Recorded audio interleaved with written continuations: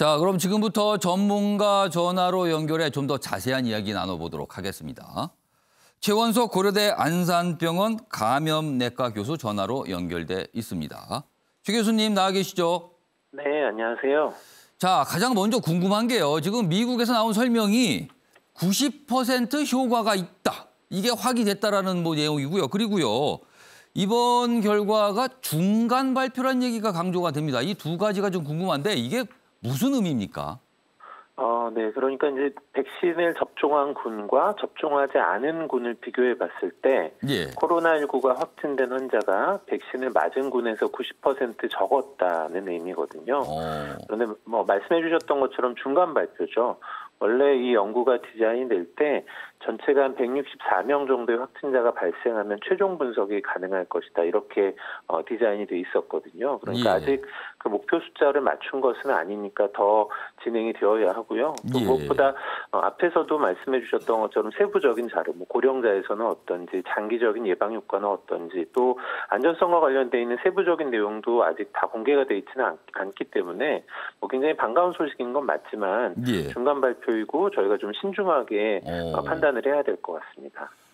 지금 설명을 듣다 보니까 좀 궁금한 점이요. 이 코로나 백신을 맞은 실험군 그리고 가짜 백신을 맞은 실험군을 각자 접종을 한다면 이제 비교를 한다는 거 아닙니까? 그럼 이분들이 접종 이후에 그냥 일상생활을 하면서 코로나에 감염이 될 수도 있고 안 될 수도 있고 이런 걸 보는 겁니까? 그럼 그 삼상이라는 게? 그렇죠. 그래서 전체 모집된 환자가 43,500명 정도가 넘었고요.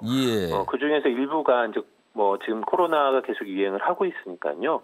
감염이 되는데 백신을 접종한 군들이라면 그리고 백신이 효과가 있다면 당연히 감염이 되는 사람이 더 적을 것이니까 그걸 가지고 분석을 하는 것입니다. 그러니까 그분들 접종을 받으신 분들이 일상생활을 그대로 하는 가운데 어느 정도 감염이 나오는가 이런 걸 보는 거군요. 그러면 이 검증을 한다는 거. 맞습니다. 자, 또 한 가지는요. 사실은 이렇게 나왔지만 관건은 우선 안전성 이게 또 검증이 돼야 될 것 같고요. 그리고 백신 효능이 과연 얼마나 유지가 될 것인가 이거는 아직 모르는 거 아닙니까? 네, 그렇죠.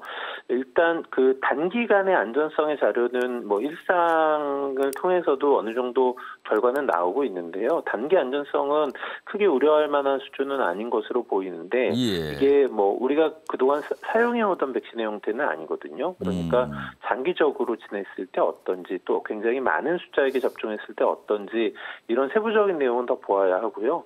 장기적인 예방 효과도 마찬가지인데 이건 단기간 보아서 알 수 있는 것은 아니니까 계속 추적 관찰을 해야 되고 원래 연구의 디자인 자체가 1년 이상 관찰을 하는 것으로 돼 있습니다. 그리고요. 지금 이 개발업체의 얘기에 따르면 내주에 미국 식품의약국 FDA 승인 신청을 하겠다. 그렇게 아무래도 긴급 승인 신청이기 때문에 빨리 나올 가능성도 있거든요. 자, 이렇게 서둘러서 승인이 이루어져서 사용이 되는 거 이게 괜찮습니까? 아니면 좀 더 문제가 있어 보입니까? 네. 근데 팬데믹, 대유행이라는 특성을 고려하면 일반적인 의약품하고 같은 속도로 승인의 과정을 밟기는 어렵거든요. 아주 긴 시간이 지나서 승인이 되면 사실 그 시점에는 필요가 없을 수도 있죠. 그래서 원래 처음에 계획 자체가 중간 분석의 결과를 바탕으로 긴급 사용 승인이 되고 그다음에 연구도 지속이 되고 접종이 시작되면 접종자에 대한 모니터링도 최소 1, 2년 이상 같이 가는 이게 이제 원래 계획이었었기 때문에 지금 공개되어 있는 자료뿐만 아니라 미국 FDA에는 아주 세부적인 자료가 아마 제출이 될 거고요. 이걸 검토해서 승인하는 과정을 밟을 거고 이후에 유럽이나 우리나라나 다른 나라들도 비슷한 과정을 밟지 않을까 생각을 합니다. 자, 또 한 가지 궁금한 점은요. 지금 코로나19 계속 뭔가 변이를 일으키고 있다는 얘기가 계속 나오고 있는데 이번에 개발된 백신, 이 변이 이거 되면 만약에 효과나 효용성이 떨어지는 거 아니냐 이런 우려도 좀 있거든요. 이거는 어떻습니까? 네. 다행히 아직까지는 여러 가지 변이가 확인되긴 했지만 혈청형 그러니까 바이러스에 대한 면역 반응이 다른 형태의 변이가 확인되지는 않았습니다. 그러니까 면역 체계의 역할을 할 수 있는 백신이나 항체 치료제나 이런 것들이 아직은 유용하다라는 거거든요. 다만 이 바이러스가 RNA 바이러스, 우리가 많이 이야기했지만 RNA 바이러스이고 인플루엔자, 독감 바이러스처럼 변이가 잘 생길 수 있고 만약에 그런 변이가 혈청형에 영향을 줄 수 있다면 지금 만들어진 백신이 효과가 떨어질 가능성은 얼마든지 있습니다. 그래서 계속 바이러스 자체에 대한 모니터링이 필요한 것도 그런 이유가 있는 거죠. 일단은 지금으로서는 그렇게 큰 심각한 변이 상태가 아니기 때문에 백신이 효과가 있을 것으로 보인다. 이런 말씀이네요, 그러면요. 네네. 자, 또 한 가지 좀 궁금한 점은요. 얼마 전 우리나라에선 독감 백신 이 운반과 관련해서 참 큰 파장이 있었잖아요. 이게 좀 제대로 좀 관리가 안 됐다는 그 지적도 받았는데 이 코로나 백신은 이 독감 백신보다 훨씬 이 유통 과정이 까다롭다. 영하 70도까지 유지된다 이런데 이거는 걱정이 없을까요? 네.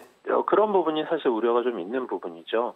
이 백신이 RNA로 만들어진 백신인데 이 RNA에 코로나 바이러스의 스파이크 단백질에 대한 유전 정보를 담아서 그게 몸에 들어가면 그 단백질이 몸에서 생산되고 여기에 면역 반응이 생기는 이게 이제 기전이거든요.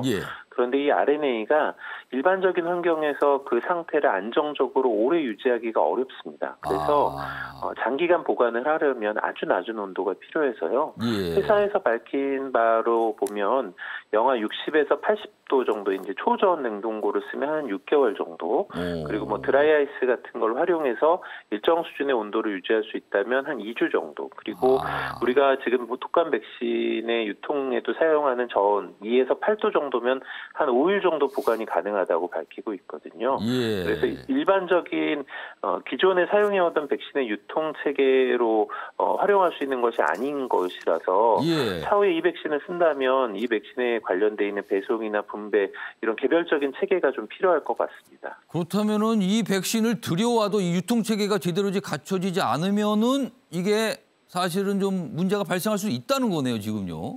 네, 그렇죠. 자, 아마 많은 분들이 가장 궁금할 겁니다. 우리나라에서는 언제 접종을 받을 수 있는가? 이거 언제 정도로 좀 예상해야 될까요? 정부에서도 밝히기는 했는데 올해 안에 들어오기는 어렵죠. 지금 화이자에서 공급량이 올해 5천만 도즈, 그러니까 2번 맞는 거 2,500만 명, 내년에는 13억 도즈, 그러니까 6억 5천만 명 정도가 생산 가능한 양이라고 이야기를 하고 있거든요. 올해 생산되는 양은 당연히 우리나라에 들어오지는 않을 거고 내년 생산 물량은 정부에서 어떻게 협상하느냐에 따라서 확보 가능한 물량이 아마 있을 거라고 생각은 하는데요. 들어오게 되더라도 승인이나 배송 체계나 이런 거 고려하면 내년 초보다는 중반 정도가 될 가능성은 있습니다. 다만 이제 지금 이 백신 말고 또 다른 백신들도 조만간 결과가 발표되고 또 긴급 승인이 되는 것들이 있을 것이거든요. 그래서 각 백신에 따라서 나오는 물량들이 점점 늘어날 수 있고 상황은 좀 달라질 것 같습니다. 자, 최 교수님 기사 하나 보고요. 인터뷰 좀 이어가도록 하겠습니다. 다음 기사 좀 보겠습니다. 자, 우리나라 얘기입니다. 수도권 거리두기 1.5단계 격상위기다. 지금 확진자가 세 자릿수 밑으로 떨어져야 되는데 그렇지 않고 있거든요. 주말이 불안하다. 신규 확진자 사흘째 세 자릿수입니다. 14일 대규모 집회 등등 이런 게 예고돼 있다고 합니다. 확산세 지속된 2주에서 3주 뒤 상향할 수도 있다. 지금 이런 얘기 나옵니다. 지금 이게 우리가 원하는 대로 안 되고 있어요. 지금요. 이 상황이요. 자, 최 교수님. 국내 코로나 확진자 숫자가 지금 100명대가 며칠째 이어지고 있는데 겨울이 되면 확진이 늘어날 수 있다. 그동안 얘기가 좀 있었는데요. 지금 이게 예상된 수준 정도인가요? 아니면 좀 우려할 만한 상황입니까? 예상을 했었던 수준이고요. 사실은 예상은 앞으로 이거보다 더 늘어날 가능성이 높다는 게 예상입니다. 춥고 건조한 날씨도 있고 또 실내에 다수가 모이는 상황도 있기 때문에 겨울이 되면 코로나뿐만 아니라 대부분의 호흡기 바이러스들이 전파 위험이 높아지는 게 사실이거든요. 그리고 지금 이제 거리두기의 기준이 이전보다 완화되기도 했지만 무엇보다 이제 사회에서 시민들께서 거리두기를 지키시는 정도도 이전보다는 많이 낮아졌거든요. 이런 걸 생각해 보면 환자가 늘어나는 게 어떻게 보면 불가피한 상황이고 지금보다 더 증가하는 시기가 올 가능성이 높다는 생각을 합니다. 그렇다면은 지금 좀 선제적으로 사회적 거리두기 단계를 좀 높여야 할 필요가 있을까요? 이건 어떻게 보십니까?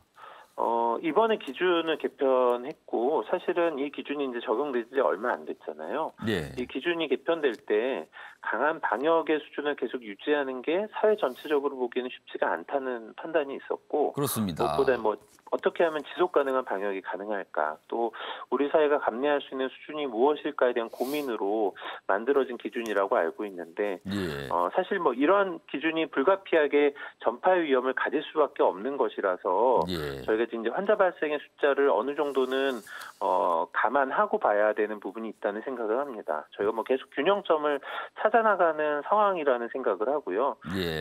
저는 이제 당장 거리두기를 기준을 바로 바꿔서 상향하는 것보다는 일단 만들어진 기준을 좀 적용해보고 그렇지만 이것이 어떻게 역할을 하는지를 봐서 계속 조정을 해나가는 과정이 있어야 할 것 같습니다. 알겠습니다. 오늘 말씀 여기까지 듣도록 하겠습니다. 지금까지 최원석 고려대 안산병원 감염내과 교수였습니다. 감사합니다. 네, 감사합니다.